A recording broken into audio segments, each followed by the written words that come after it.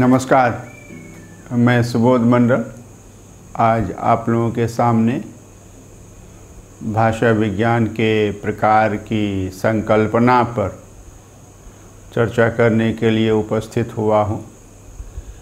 भाषा विज्ञान के प्रकारों की संकल्पना पर विचार करने से पहले कुछ महत्वपूर्ण तथ्यों को जानना आवश्यक है और उनमें सबसे पहला प्रश्न यह आता है कि भाषा विज्ञान किसका अध्ययन करता है। भाषा विज्ञान के अध्ययन का विषय क्या है, भाषा विज्ञान के अध्ययन की विषय वस्तु क्या है, यह है एक। और इसमें हम यह कह सकते हैं कि भाषा विज्ञान भाषा का अध्ययन करता है। भाषा विज्ञान भाषा का तो अध्ययन करता है, लेकिन भाषा के अंतर्गत भाषा का स्वरूप आता है।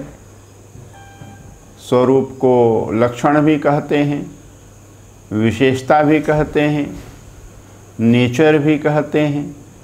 तो भाषा विज्ञान में भाषा के स्वरूप, लक्षण, विशेषता या नेचर का अध्ययन किया जाता है। एक दूसरी बात है कि भाषा के तत्वों का अध्ययन किया जाता है, भाषा के अंगों का अध्ययन किया जाता है। और इसमें जो अंग हैं भाषा के, हम सभी जानते हैं, ध्वनि है, शब्द है, रूप है, वाक्य है, अर्थ है और प्रोक्ति है। तो ये भाषा के तत्व हुए, भाषा के अंग हुए।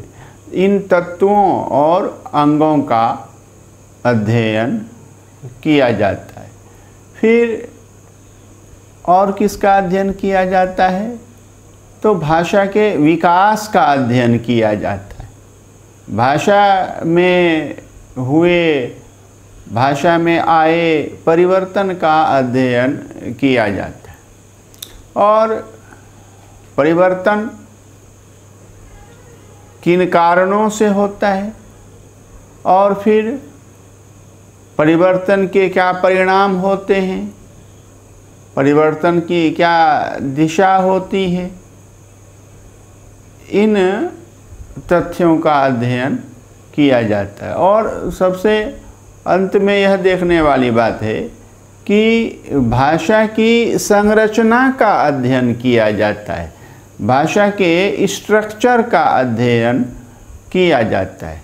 भाषा विज्ञान ये प्रथम ध्यान देने वाली बातें हैं कि भाषा विज्ञान में भाषा का अध्ययन किया जाता है, भाषा के स्वरूप, लक्षण, विशेषता, नेचर का अध्ययन किया जाता है, भाषा के विकास या परिवर्तन और उस विकास के कारणों और दिशाओं का अध्ययन किया जाता है, भाषा के तत्वों का अध्ययन किया जाता है और भाषा की संरचना का अध्ययन किया जाता है। दूसरे में क्या है कि अध्ययन के क्या प्रकार हैं या अध्ययन की क्या पद्धतियाँ हैं, यह है।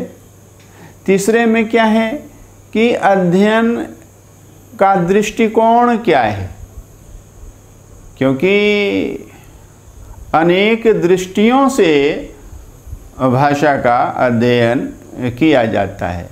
शरीर विज्ञान की दृष्टि से भाषा का अध्ययन किया जाता है, भौतिक विज्ञान की दृष्टि से भाषा का अध्ययन किया जाता है, साहित्य की दृष्टि से भाषा का अध्ययन किया जाता है, समाज की दृष्टि से भाषा का अध्ययन किया जाता है, मानव शास्त्र की दृष्टि से भाषा का अध्ययन किया जाता है, मनोविज्ञान की दृष्टि से भाषा का अध्ययन किया जाता है, दर्शन की दृष्टि से भाषा का अध्ययन किया जाता है, व्याकरण की दृष्टि से भाषा का अध्ययन किया जाता है।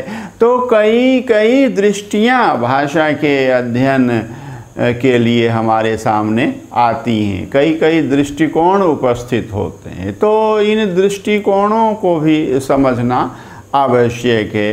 और चौथा है कि भाषा के अध्ययन का, चाहे जिस प्रकार से हम अध्ययन कर रहे हैं, जिस पद्धति से हम अध्ययन कर रहे हैं, तो और फिर जिस दृष्टिकोण से अध्ययन कर रहे हैं, तो पद्धति, उस पद्धति से भाषा के अध्ययन का उद्देश्य क्या है, या उस दृष्टिकोण से भाषा के अध्ययन का उद्देश्य क्या है, हमारा लक्ष्य क्या है, क्यों हम इस तरह से, इस पद्धति से भाषा का अध्ययन करते हैं और इस दृष्टिकोण से भाषा का अध्ययन करते हैं। तो यह ध्यान में रखना बहुत ही आवश्यक है कि भाषा विज्ञान भाषा का अध्ययन करता है, और यह साधारण प्रश्न नहीं है।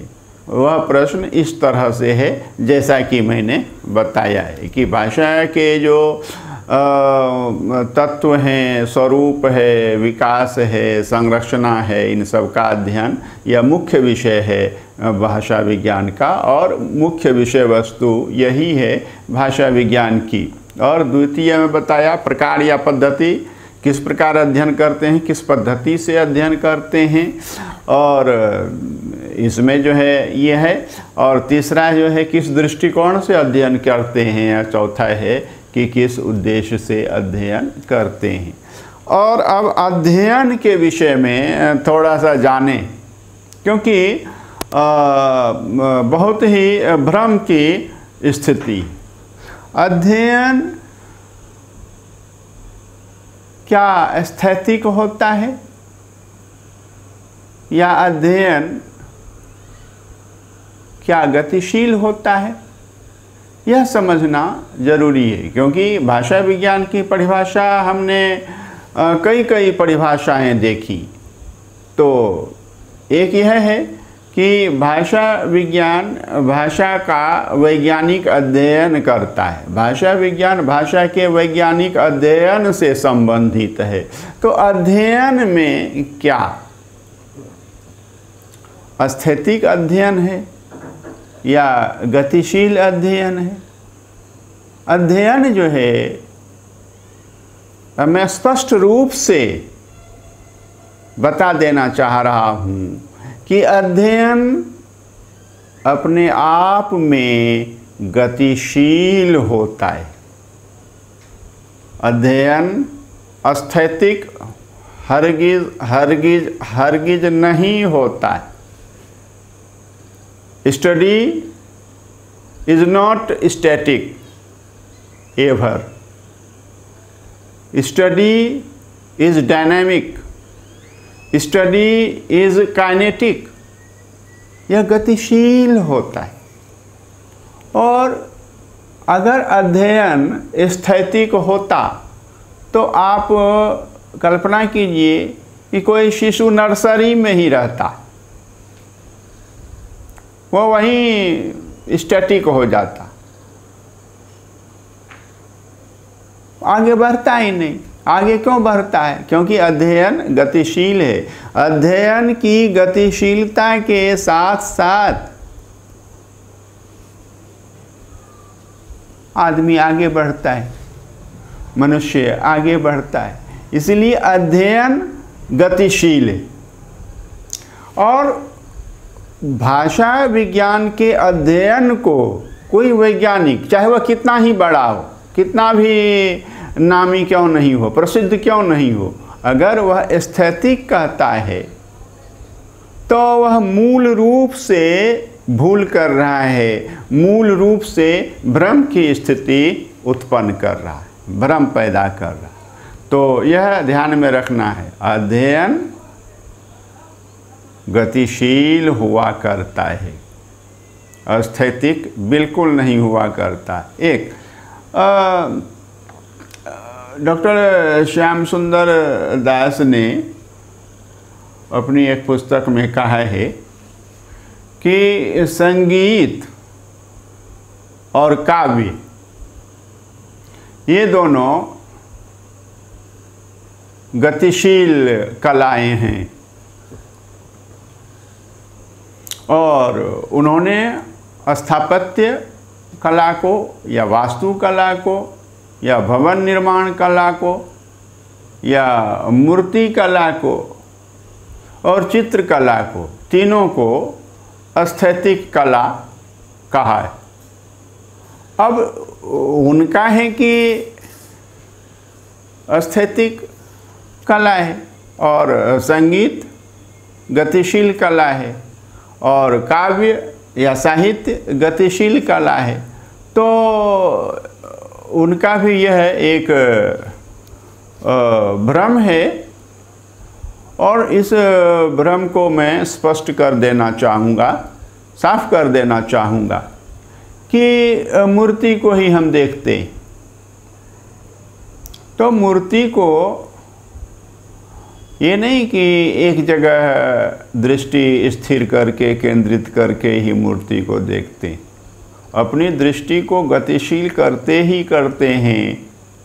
कभी नीचे से देखते हैं, कभी ऊपर से देखते हैं, कभी दाएं से देखते हैं, कभी बाएं से देखते हैं, कभी इस स्थान से देखते हैं, कभी उस स्थान से देखते हैं, और स्थान परिवर्तन से दृष्टिकोण में परिवर्तन होता है। यह ध्यान में रखना है, क्योंकि दृष्टिकोण जो है, अब फर्श पर पानी है, एक जगह से एक स्थान से नहीं दिखाई दे रहा है, लेकिन दूसरी जगह पर खड़े होने से, दूसरे स्थान पर खड़े होने से पानी साफ दिखाई देता है। ये आप लोगों ने अपने जीवन में अच्छी तरह से अनुभव किया होगा। तो दृष्टिकोण का यह महत्व है। स्थान बदलने से दृष्टि का कोण बदलता है और चीज़ें दूसरे रूप में या उसके रूप का जो दूसरा भाग है, हिस्सा है, पक्ष है, वह हमें दृष्टिगोचर होता है, दिखाई देता है। और जब हम किसी दर्शनीय स्थान को ही देखने के लिए जाते हैं, ताजमहल को ही देखने जाते हैं, अजंता को ही देखने जाते हैं, तो क्या करते हैं, घूम घूम करके देखते हैं ना, कि बस गया, देख लिया, हो गया, अब क्या देखना। यह तो एस्थेटिक कला है, स्टैटिक आर्ट है, ऐसा थोड़ा ही है। हम चाहते हैं कि अधिक से अधिक घूम करके, तो जब हम घूमते हैं, भ्रमण करते हैं, गति करते हैं, तो गति की दो स्थितियां होती हैं। धरती घूम रही है, उसके साथ साथ हम लोग भी घूम रहे हैं, और ट्रेन में, बस में हम बैठे होते हैं और सब कुछ घूमता हुआ दिखाई देता है, हम अपने आप को स्थिर पाते हैं। तो गति और विराम तो रिलेटिव टर्म्स हैं, आपेक्षिक, तुलनात्मक शब्द हैं। इसको इस दृष्टि से समझने की आवश्यकता है। आप विज्ञान पढ़ रहे हैं, भाषा विज्ञान विज्ञान है, तो इस तरह से संकुचित दृष्टि से पढ़ेंगे तो कभी भी मस्तिष्क का विकास नहीं हो सकेगा, आगे नहीं समझ पाएंगे, बस रटते ही रह जाएंगे। उन्होंने यह ऐसा कहा है, बस हम भी रट रहे हैं। वो इस तरह से अध्ययन नहीं होता है। कितना अध्ययन हो पाएगा? तो मैं बता रहा हूँ, स्थापत्य कला हो, चाहे मूर्ति कला हो, चाहे चित्रकला हो, चित्र को भी हम अनेक अनेक कोणों से देखने का प्रयास करते हैं, और उस चिंतन की भी दिशाएं, मूर्ति के चित्र के विश्लेषण के लिए तो चिंतन की भी जो दिशाएं होती हैं, चिंतन गतिशील होता है, यह समझना है। तो चिंतन की भी जो दिशाएं होती हैं चित्र को समझने के लिए, तो ये गतिशीलता इस तरह से समझने की आवश्यकता है। और हम पढ़ते हैं तो देखिए कि पंक्ति दर शब्द, अक्षर दर अक्षर, पंक्ति दर शब्द दर शब्द, और पंक्ति दर पंक्ति क्या करते हैं, आगे बढ़ते जाते हैं, गतिशील होते हैं। तो ये अध्ययनशीलता जो है उसके साथ गतिशीलता अनिवार्य रूप से जुड़ी हुई है। तो यह समझने की आवश्यकता है। यदि आप इस चीज़ को नहीं समझते तो भाषा विज्ञान को किसने क्या कहा है, उलझा दिया है प्रकारों को, तो उसको आप सुलझा नहीं पाएंगे। यह मैं कह रहा हूँ। जैसे प्रयोजन मूलक हिंदी को विद्वानों ने उलझा दिया। हाँ, कहते हैं कि प्रयोजन मूलक हिंदी साहित्यिक हिंदी से भिन्न होती है। प्रयोजन मूलक हिंदी जो होती है वह क्षेत्रीय भाषा से, क्षेत्रीय हिंदी से भिन्न होती है। और यह भी कहते हैं और बाद में क्या करते हैं कि प्रयोजन मूलक हिंदी के विभागों में क्षेत्रीय हिंदी को भी वर्गीकृत करके ले आते हैं और साहित्यिक हिंदी को भी वर्गीकृत करके ले आते हैं। तो ये देखिए विद्वानों का कहाँ बोलते हैं क्या और कर बैठते हैं क्या। इसका मतलब है कि संकल्पना में ही कहीं दोष है, वो संकल्पना में स्वयं में स्पष्ट नहीं है। इस तरह से चीज़ों को उलझा देते हैं। तो भाषा विज्ञान के प्रकारों में भी विद्वानों ने भाषा विज्ञान के प्रकारों को उलझाया है। हम यहाँ आज क्या करेंगे, सुबोध मंडल लाइव क्लासेस में उन उलझनों को सुलझाने का कार्य करेंगे और विश्लेषण करते हुए भाषा विज्ञान के प्रकारों की संकल्पना को स्पष्ट करेंगे। यह ध्यान में रखना है। बहुत बहुत धन्यवाद।